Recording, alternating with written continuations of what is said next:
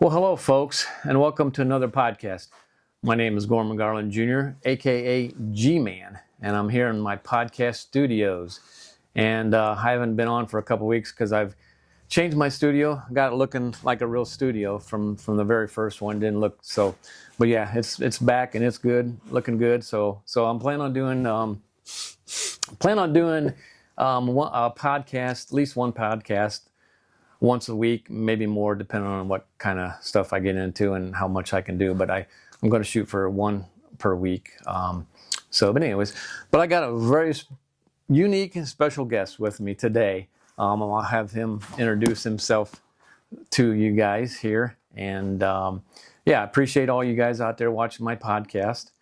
And with that, I'll introduce you to my friend here. Hello, kids. I'm, who am I? Oh, yeah, David. David Lady, a.k.a. the late Dr. Lady of the world-famous Horror Hotel in beautiful Chatfield. And I think the reason Gorman wanted to have me come on here and amuse you is because I have kind of an unusual, what would you call it, line of work, I guess? Yeah, I guess it's kind of monsters, horror, Halloween, all that kind of stuff.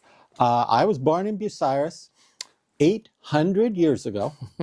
800 years ago in Bucyrus. Married to Laura. I married Laura Fortner, who is now, of course, Laura Lady, which is a great name, isn't it? Isn't Laura Lady a good name for a person? Yeah. That is.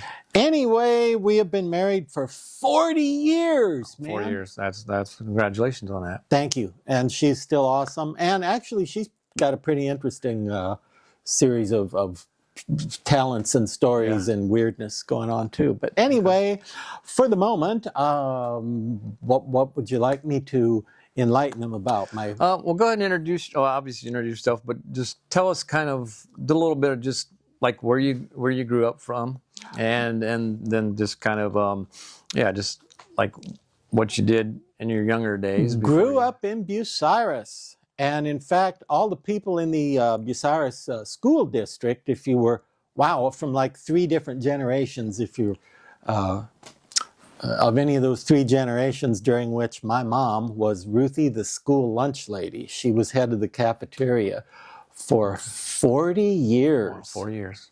Didn't retire until she was 80 years old. 80 years. But she was super kind to everybody. She loved the kids. She loved the kids and stuck up for the poor kids and the unnoticed kids and stuff, and was just very nice. And to this day, I still see people going, "Aren't you the guy whose mom was my school lunch lady?" Or and now it's to the point where they're like, "Aren't you the guy whose mom?" And the 2 generations later, where they're like, "My great grandpa's lunch lady." Yeah, this is terrible. But anyway.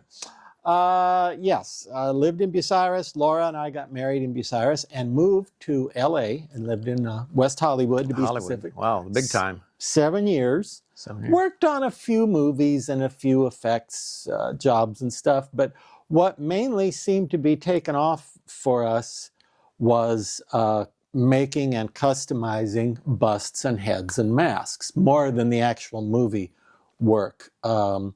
Whether that's because nobody can get along with us in person, I don't know. Maybe there's a reason. But anyway, also from a million years ago, what I did when I was a kid was drew my own comic books, and I still do. And I started drawing little monster cartoons. I mean, like stick figure little, as soon as I could do anything. I was drawing little cartoons and got yelled at in school because the teachers were like, "Why are you drawing monsters in the margin?" And that kind of stuff. But Hassel Castle, Hassel Castle, my comic book for a million years. And these are characters I made up when I was a little kid. Oh, really? And as it turns out, when my mom died and lost we had to get rid of the house and everything, went through the house, there were some old drawings of mine in there. I guess I made up these same characters and started drawing them even younger than I thought, because there were like, these same characters, little crude stick figure looking. So these monsters have been with me my whole life, the gang from Hassel Castle. And I'm still selling Hassel Castles. Like this one, Hassel Castle Tales of Halloween Masks, right there. And but anyway, the thing that took off for us more was the masks and the busts. And it is so super expensive to live out there. Is it? And of course, I'm dead, but Laura's still living. It's so expensive to live out there. And really, since what we were doing turned out to be mostly mail order stuff anyway, back then it was, sending things through the mail. It seemed like we could live a lot more cheaply and have a better situation here. So we ended up moving into the former Hotel Kibler on State Route 4, which that was over 100 years ago. It was the Hotel Kibler. Okay. We moved in and it became Horror Hotel. We came here looking for a place that was big and dark and drafty and spooky and all that, and because that's what we both like. And that seemed to be the best option. We were open to the public even for 18 years. Out of our house where we actually live, people used to ask Laura's family and my mom, where do they actually live? And no, that's their house too. We opened our house to the public and did tours where we would set up very elaborate life-size monsters, many of which are still in the place, like in our living room right now to this day, where we watch TV and whatever. In our living room, a life-size creature from the Black Lagoon and Frankenstein are standing there, mummy case. So let me ask you. So what inspired you to do this? I mean, you said something about you were little when you started just pilling around with drawing stuff. It's like what got you started? I don't know exactly, but my kind of stock answer to that is that maybe because my birthday is Halloween and my mom's birthday also was Halloween. And very few relatives, almost no family, no brothers or sisters or anything like that. But Mom and I had the same birthday, and maybe I just got started at a super young age knowing that the time of year that was fun, that was cool, because when a kid gets birthday presents and stuff, was the time when there were pumpkins and skeletons and scarecrows and witches and... doesn't that make sense? Okay. I don't remember a lot from back then, but that's your dime store psychology answer. Don't you think that makes sense? Yeah. So you said you moved from Bucyrus to Hollywood, and obviously the reason you moved to Hollywood was because you were trying to get more exposure, or that was where you could get. I mean, how did that? Why did you move there? I guess it was kind of. Almost spur of the moment. Laura and I had just gotten married and we were like, well, there's nothing good on television tonight. What should we do? Could move to California. So we did that. And that's only a slight exaggeration. That's about how it was. But we made some wonderful friends there that we still have, and had some crazy times and some good times, and got to work on a few movies and video productions and such, and then came back here and have continued doing the masks and such ever since. Right. And at this guy's request, I have brought along a few masks to show you. Oh, if you guys get Screambox, the horror cable channel Screambox, where they always have 24 hours a day scary movies, you may have seen they have the restored version of this movie, probably one of your favorites, right? An Italian movie from the 80s directed by Lucio Fulci called The Beyond. And Screambox has a restored version of it, which I know because I just happened to catch some of it kind of by accident the other night. And I thought, oh, wow, when I had to make this mask, and this is one that I sculpted based on the movie. When I did this, there were so few references. There were just some little grainy, blurry stills, and I didn't have the capacity to freeze frame with any kind of fidelity to the image. And it was just, so I kind of was guessing a lot of it. Okay. But then when I saw the movie on Screambox, I thought, oh boy, what's it going to look like when he comes out and you get a good look at him? And because now it's all sharpened and clarified and looks great. And now I feel good about him. Now I feel like I nailed it, and this is just what he looked like. But the movie is from 1981, from Italy, and I did have the pleasure to speak with the makeup artist, Mr. Gennaro De Rossi, wonderful makeup artist in Italy, who did the effects for all the Fulci movies and all the gory Italian 80s movies, all the best throat rippings and eye gougings and slashings and hackings in Italy of the day, Gennaro De Rossi. And he was very nice and very kind to me. And we have the copyright info on there. But this project, the need to make a mask of this zombie from The Beyond. Did I mention it was called The Beyond? Yeah. This was actually, they came to me, Grindhouse Productions, which was Bob Michelucci and Sylvester Stallone's son, Sage, who is no longer around. He died. But they were happy with my take on it, my sculpture of it. And we did a signed certificate that went with them and such like. But this is Schweik, the evil zombie from The Beyond. And in other news, here's another, I don't know what's the deal with me in Italian movies. This is my rendition of the thing from the movie Lady Frankenstein. Keep him from falling over there, can you? Lady Frankenstein, directed by Mel Wells, the guy who played Gravis Mushnick in the original Little Shop of Horrors. Remember Gravis Mushnick? Yeah, I think I remember. He directed the movie and he owned this. We were guests at a convention and he happened to be at the table next to us and he was awesome. We liked him a lot. And got to talking to him, and he said, why don't we do an edition of my Frankenstein monster? So we did that, and I didn't even have a computer at that time. I was the last guy in the world to get a computer, so Mel Wells printed the certificates that went with it, and then he would sign them, and I would sign them, and those would come with the Lady Frankenstein. But I did the sculpture and paint, and I should also mention, most of what we do today, Laura and myself, an awful lot of it is customizing, which is to say people send us unpainted castings of heads, busts, masks, or they buy commercially produced masks that are, they suffer from factory production limitations. They had to be painted quickly. Sometimes the hair isn't too good. We spruce them up. Gotcha. We make them look a little nicer. And I do the paint, and Laura does the hair. Okay.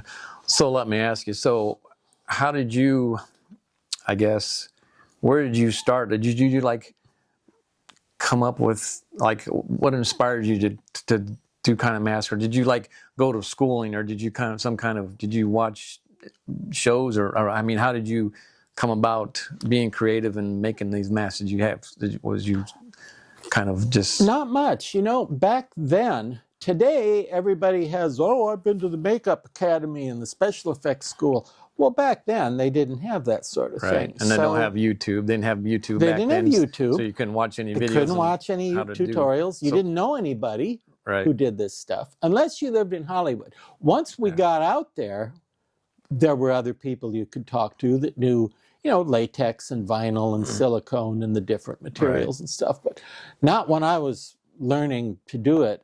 You had to be kind of self-taught. You had to learn everything by trial and error. Trial and terror. trial and lots of error, kids. But the same way same way I've learned to edit and do video stuff online on computers. I find that I do better to just jump in and start doing stuff than try to watch tutorials or have somebody tell me. It's just doesn't stick with me as well as if I just put my hand to it and try to do it. But this was, back then you had to kind of make things up and try what worked and find out what didn't. And I invented my own paint formula for masks way back when. And I had professional mask people tell me, that won't work. But I figured out how to make it work. Figured out the missing ingredient, the paint needed, so that it works, so that you can stretch this and flex it a little bit, like if it's a mask you're going to put on. And just because I happened to find it as I was leaving the house, I brought this to show you. That is my first attempt ever, my first latex mask that I ever made and got out of a mold. And as you can see, he's got a cloth hood. Laura makes, she also is a seamstress. And in addition to doing the hair, she does a lot of costuming and clothing. But that's Grunch. So I didn't name him Grunch. A friend of mine, Chris Stryker, named him Grunch. But he was my first attempt, my first rubber mask, made in my mom's basement in prehistoric times. So that was my first one. And as you can see, you can put it on and you can actually wear it. And there's the elastic strap in the back and the nice fabric hood and the Velcro. Am I allowed to say Velcro? Is that a dirty word? But there's Grunch. My first attempt ever. So go ahead. So let me ask you. So how long does it take to do something like this from beginning to end? I mean, roughly. You know, I still don't know that because you can't do it from beginning to end because you have to do a step and wait and do another step and wait. And I guess I should try to figure that out so I'd have a good answer for that question. But of course, it also varies a lot on how complicated it is. Like the Lady Frankenstein. And by the way, he's not a lady, he's a he.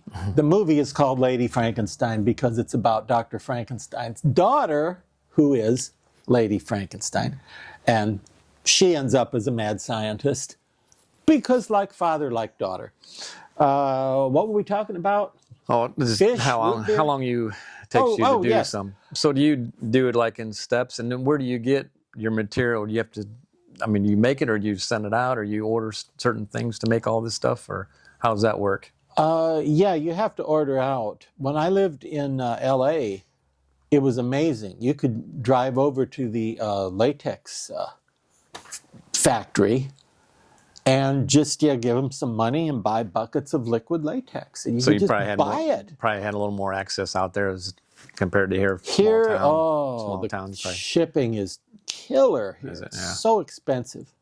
But out there, you could just hop in your car and run over there and pick up some latex and take it home. And made masks out of my kitchen in my apartment for a while. Then I did actually rent a studio, rented a building for a while. And before we run out of time here, more monsters. This one is something I did based on a movie called Plague of the Zombies. This is the Plague Zombie. And, mind that, Stan is in. And I forget his name, but I think you see it on a tombstone in the movie. But that's just something that I did because I thought the zombies in Plague of the Zombies were really cool and scary. And I thought there should be a mask. And again, I do the paint and Laura does the hair on them. And Laura's kind of the queen of mask hair today because people send stuff to her all the time because she's very good at applying hair and making it look more natural than a lot of the companies manage. So let me ask. Hi, folks. Let me ask you real quick. Did you ever use real hair? Oh, yes. And then where do you get that at? Well, you hide behind the gas station with an electric shaver, and when someone comes out with the right color hair, you jump them. Although the authorities frown on that, so you can actually buy human hair. Okay. It grows on trees. In Asia, there are the hair trees, But no, Laura, actually her favorite thing to use is a mix, a blend of some human hair and some crepe, which is a wool fiber, wool hair and human hair. But we've used all kinds of different artificial stuff and natural stuff and animal stuff. And it kind of varies on what is going to look good for the character. Talking of hair, this is a licensed Boris Karloff that we did with licensing from his daughter, Sarah Karloff. This was sculpted by Laura's also incredibly talented sister, and we never knew she had it in her until she put her hand to it, Carol Hicks, who had never sculpted masks, but she made the mistake of hanging around me too much, and over the years you get like, monster stuff is kind of cool, and she wanted to try it. And oh my gosh, she was so good of a sculptor. It was amazing. Carol did like 20 to 30 masks somewhere in there. And now a lot of people collect Carol Hicks masks. That's like we're saying Rolls Royce or something. That's like, it's a Carol Hicks sculpture. This is from Black Sabbath, a movie directed by Mario Bava. in which Boris Karloff played a vampire called the Wordalak. Actually, it's the only time Boris Karloff ever played a vampire. He played Frankenstein and the Mummy and all these other characters, but only time he was a vampire was in Black Sabbath, where the band got their name. Okay. Black Sabbath, the movie from 1963. But you should have Carol on here as a guest sometime, too. Maybe I might do that. I might amazing sculptor. And she was always an artist. She was always artistically inclined and such. And as soon as she started, she, like I said, she hung around me too much, and you start to think, I wonder if I could do these things. And she got to messing around with clay, and wow, she's much better sculptor than I am. And everybody was amazed. Her editions were so popular, and she was super good with likenesses. A lot of people aren't that good with likenesses. They can do cool monsters, but to look like an exact person, it really requires a lot of very small, differences that make you not look like your brother. Right. That's pretty subtle. Yeah. So, but Carol was able to do all that stuff. And for something more recent, this is something of mine, actually sculpted by a different artist that I came up with. This is Jack-o'-lantern.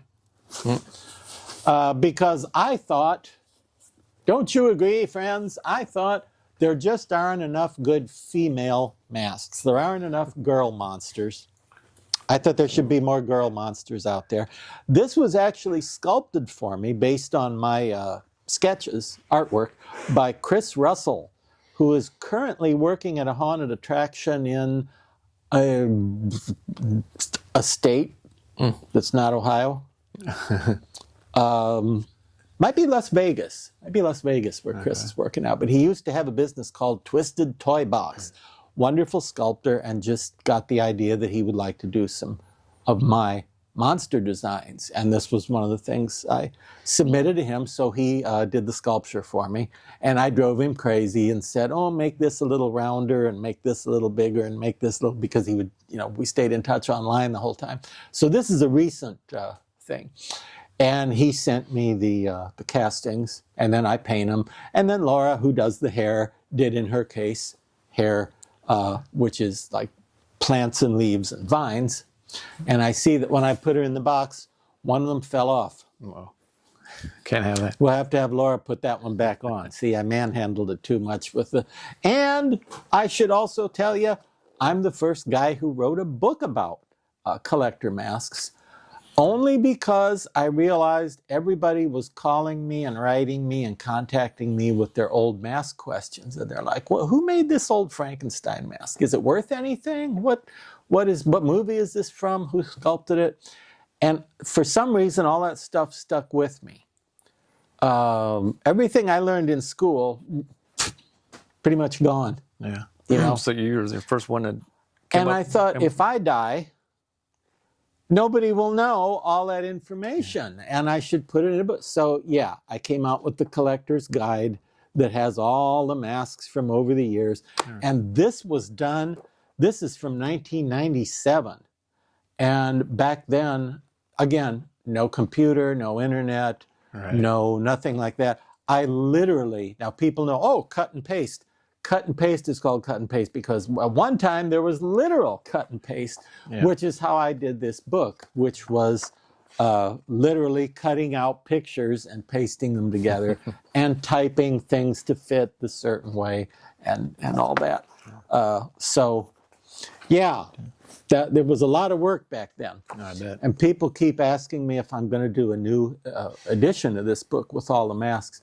Oh my gosh, there have been so many movie and TV masks since then. Yeah, I was going to say, is there a lot of, nowadays, is there a lot of access to how to do this kind of stuff, this kind of business? There is, actually now, yeah. Now there are, well, of course, there's YouTube tutorials on everything in the universe, including masks and monsters and makeup and sculpting and how to boil a potato, everything you can find on YouTube. So now I would say now people could get into this a lot more easily than I did, Right. because I had to do it the crazy way, where you start from, like, being Fred Flintstone, and then sort of, build from nothing. But yes, sir, I started out with nothing, and today I still have most of it left. So let me ask you this: what was the big difference between small town Chatfield and Hollywood? I mean, what were some of the differences? Well, I remember when we moved here from L.A., and we were first looking at the hotel, and it was Chatfield, and we didn't know anything about Chatfield, really. We knew where it was, but, I remember Laura said, and I may be wrong about this, but I think the mayor at the time was Jim Betts. Okay. Remember Jim Betts? Yeah. Yep. I think it was him, but it might have been somebody else. But I remember Laura said, when we were looking at the hotel and thinking about it, Laura said, "Do you have a lot of crime? Is there a lot of trouble with crime around here?" And the guy, I think it was Jim Betts, but it might have been a different guy that was mayor at that time. I think it was him, said, "Crime? Well, we had a guy that we had to get after because he left his old appliances, washer and dryer, on the front lawn." And Laura's like, "No, I was talking more about murder and rape and burglary." And then, no, nobody ever heard of that here. But in LA, the sirens are gone 24/7. You get numb to it. Police are everywhere, and everybody's packing heat, as they used to say. I can imagine. So it's a bit different. But I did make some great, great friends out there that I'm still friends with. And you know what I miss is everybody out there a little bit in their own weird mindset. And around here, people are pretty much subdued and very similar. But in LA, oh my gosh, everybody you talk to in the course of a day, a little bit psycho. So that was interesting and fun. Yeah. Everybody had their own ideas, and very diverse personalities and diverse philosophies and outlooks and stuff. Sure. That was interesting. I don't miss the traffic. Oh yeah. I can imagine. It was horrible. Horrible. Rush hour, there were 24 of them every day. So that was bad. That was a nice thing to get away from, the traffic. Of course, I missed the weather. Yeah. Because it was nice all the time out there. Right. One of our friends from LA came here once, and he had never seen snow before. And it was close to Halloween. He's like, Is that snow? Is that snow? And we're like, "Yeah, that's snow." But, if you live where you've never seen snow before, it's unusual. Of course, sure. Yep.